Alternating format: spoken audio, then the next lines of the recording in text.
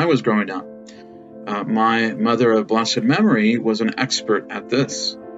When I was young and I misbehaved or I was doing something dangerous, she would often say, and I know this probably shocks many people, she would say, "Si no te comportas, cuando lleguemos a la casa te mato."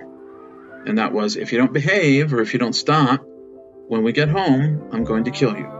And of course, for people that aren't familiar with that, they're like, oh my gosh, the psychological trauma and things of that nature. And sometimes I play into that and I tell them that by the time I was 10, I probably was sentenced to death maybe 1,000 times.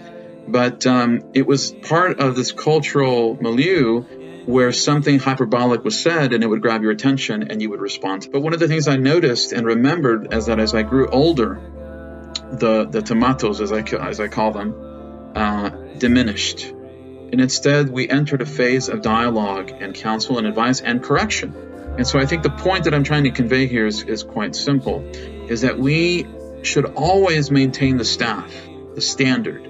The Torah provides us with clear direction on behavior and things that we should and should not do. But the opportunity to dialogue is extremely important. It doesn't mean that we compromise. It doesn't mean that we reject our core values, our commitments to the Torah or halakha, but we try to understand and dialogue with the individual.